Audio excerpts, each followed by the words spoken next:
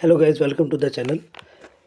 बात करते हैं 21 मार्च 2024 के करंट अफेयर्स की। क्या क्या घटित हुआ इस पावन दिन में। तो पहला है FSSAI का, food safety and standards authority of India का।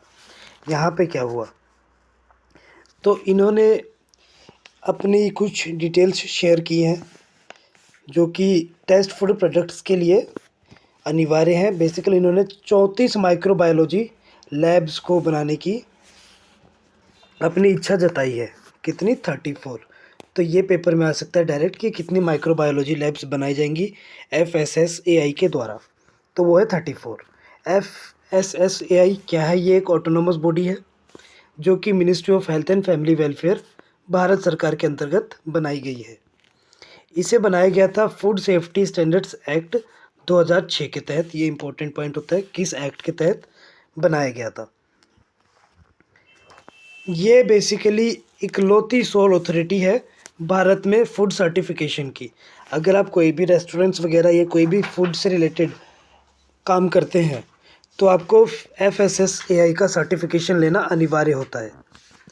दूसरे नंबर पे आता है स्प्रिंग इक्विनॉक्स। स्प्रिंग इक्विनॉक्स होता क्या है? ठीक, तो 19 मार्च को देखा गया था बेसिकली स्प्रिंग या वर्नल इक्विनॉक्स। वर्नल इक्विनॉक्स ही स्प्रिंग इक्विनॉक्स होता है और ये स्प्रिंग के पहले दिन देखा जाता है नॉर्दर्न हेमिस्फेयर में।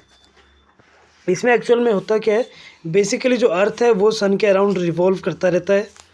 तो दो मोमेंट्स आते हैं साल में इक्वेटर के पास, जब सन इक्वेटर के बिल्कुल लेवल पे होता है, उन्हें इक्विनॉक्सेस कहते हैं। पहला आता है 19-20-21 मार्च के करीब, दूसरा आता है 22 और 23 सितंबर में। डेट्स याद रखना, 19-20-21 और 22-23। MS मार्च सितंबर। इक्विनॉक्स मतलब होता है इक्वल नाइट्स, मतलब यहाँ पे 12 घंटे का दिन हो रहा है और 12 घंटे की रात हो रही है, इसीलिए इसको इक्विनॉक्स कहते हैं। मार्च इक्विनॉक्स जो होता है वो नॉर्दर्न हेमिस्फेयर में देखा जाता है जब अर्थ थोड़ा सा टिल्ट होता है सन की तरफ। मतलब क्या, अब लंबे दिन आना शुरू हो गए हैं, 12-12 घंटे हो गए, अब लंबे दिन आना शुरू हो गए हैं, इसीलिए इसे वर्नल इक्विनॉक्स कहते हैं और मार्च इक्विनॉक्स भी कहते हैं। वर्नल मीन्स फ्रेश और न्यू लाइक द स्प्रिंग, और सितंबर वाले को ऑटमनल इक्विनॉक्स कहते हैं। मतलब अब ठंड आने वाली है, मतलब अब दिन घटना शुरू हो गए हैं। ठीक, यह है इक्विनॉक्स के बारे में। नेक्स्ट बात करते हैं ISA, इंटरनेशनल सीबेड अथॉरिटी। इसका 29th सेशन ऑर्गेनाइज किया गया था रिसेंटली। उसके पहले पार्ट में क्या हुआ, तो ISA एक ऑटोनोमस इंटरनेशनल ऑर्गेनाइजेशन है, 1994 में इस्टेब्लिश हुई थी। किस चीज़ से रिलेटेड? माइनिंग और उससे रिलेटेड एक्टिविटीज़ से के संदर्भ में। बेसिकली ये सीज वगैरह में जो माइनिंग होती है उनसे, जो आप तेल वगैरह निकालते हैं, उस चीज़ से रिलेटेड है। ये आई थी जब 1982 में UN कन्वेंशन आया था, लॉ एंड सी, UNCLOS, उसके तहत बनाया गया था इस अथॉरिटी को। इसके हेडक्वार्टर है किंगस्टन जमाइका में और ISA में 169 मेंबर्स है एट प्रेजेंट, जिसमें 168 मेंबर स्टेट्स हैं, कंट्रीज़ हैं, और एक 169th नंबर पे है यूरोपियन यूनियन। तो ये टोटल 169 मेंबर अथॉरिटी है। UN क्लोज की बात करेंगे तो ये इसे basically law of sea convention भी कहते हैं या लॉ ऑफ सी ट्रीटी भी कहते हैं। पेपर पॉइंट ऑफ व्यू से तीनों में से कोई भी टर्म यूज़ किया जा सकता है। ये अंतर्राष्ट्रीय लेवल का एक एग्रीमेंट है, एक लीगल फ्रेमवर्क बनाने के लिए मरीन और मैरीटाइम एक्टिविटीज से रिलेटेड, कि कौन से पानी में कौन सी मच्छी पकड़नी है, कौन से पानी में कौन सी माइनिंग करनी है, किस, ये सब चीज़ों से रिलेटेड जो है ये UN क्लोज के तहत ही होता है।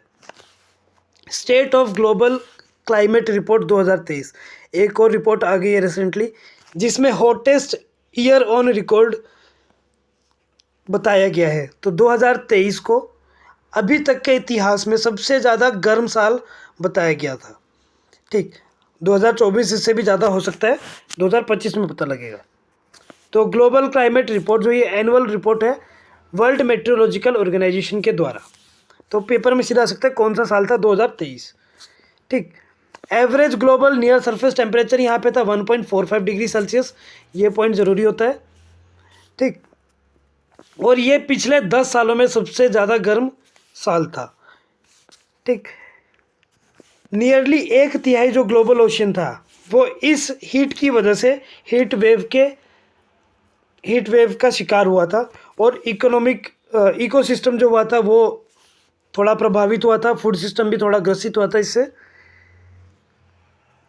नेक्स्ट बात करते हैं 41st steering committee meeting of international partnership of hydrogen and fuel cell.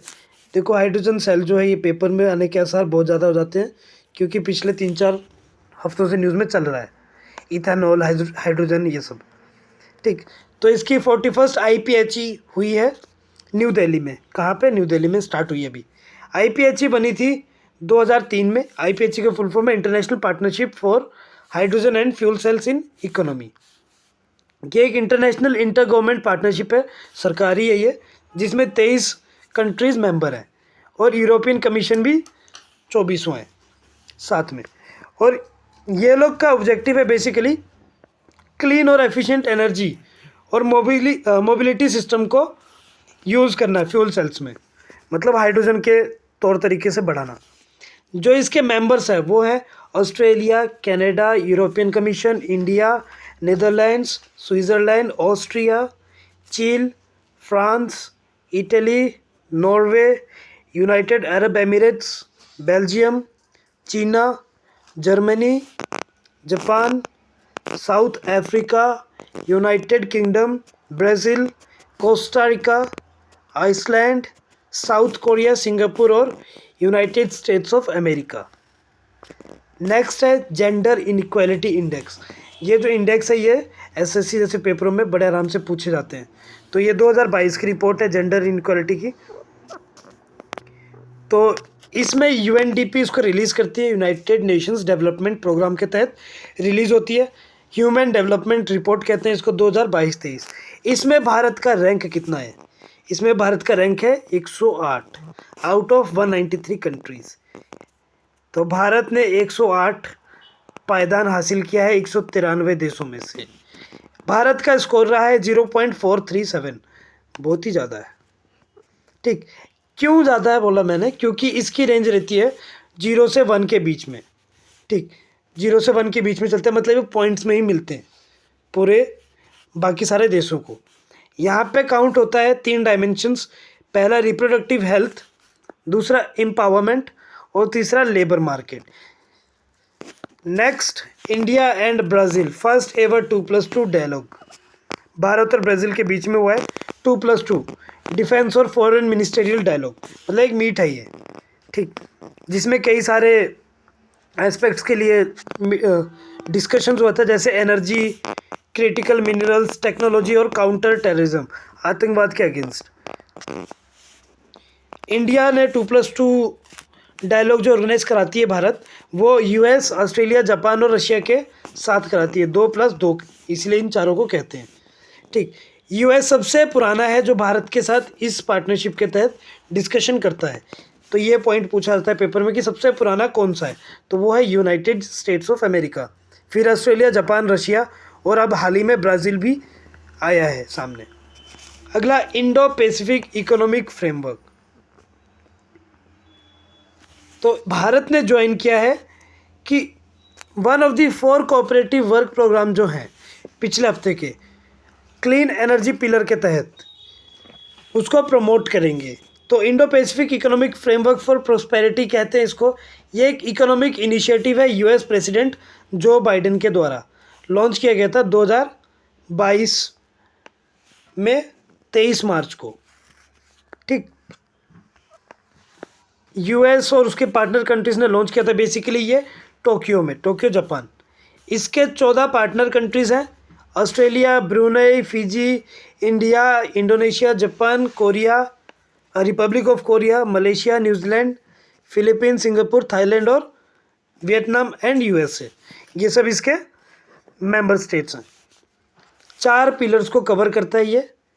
पहला है ट्रेड, पिलर 1, दूसरा सप्लाई चेन्स, पिलर 2, तीसरा क्लीन इकोनॉमी, पिलर 3, फिर फेयर इकोनॉमी, पिलर 4। नेक्स्ट सखी, गगनयान स्पेशल फ्लाइट मिशन, उसका नाम है सखी, गगनयान की स्पेशल फ्लाइट मिशन का। ठीक, सखी का फुल फॉर्म है space borne air assistant and knowledge hub for crew interaction. Sakhi इसका फुल फॉर्म है। ठीक, ये बेसिकली गगनयान मिशन वाले एस्ट्रोनॉट्स को मदद करेगा। ठीक, टेक्नोलॉजी इंफॉर्मेशन के तहत, कम्युनिकेशन के तहत और हेल्थ के तहत, और उनकी अर्थ से कनेक्टिविटी बनाए रखने के लिए। तो ये एक सिस्टम है जिसे बनाया गया है गगनयान मिशन वाले लोगों से कनेक्ट होने के लिए कि भैया तुम ऊपर जा रहे हो तो नीचे संपर्क बनाए रखना। अगला, घोस्ट पार्टिकल्स डिटेक्टेड। कुछ घोस्ट पार्टिकल्स डिटेक्टेड हुए हैं। Ghost particles basically alien particles होते हैं जिन्हें न्यूट्रिनोज कहते हैं। तो 7 पोटेंशियल घोस्ट पार्टिकल्स को डिटेक्ट किया गया है जो कि अर्थ के नज़दीक से ऐसे करके गए हैं। ठीक, इन्हें न्यूट्रिनोज कहते हैं। बेसिकली सब एटॉमिक पार्टिकल्स होते हैं, छोटे छोटे ये। ठीक, कुछ पार्टिकल्स बड़े भी होते हैं, बट वो जब छोटे होते हैं तो उस प्रोसेस को कहते हैं डीके, टूटना। ठीक, तो बड़े पार्टिकल जब छोटे होते हैं, डीके हो जाते हैं, तो उन्हें घोस्ट पार्टिकल्स कहते हैं। ये लेप्टॉन्स फैमिली को बिलोंग करते हैं।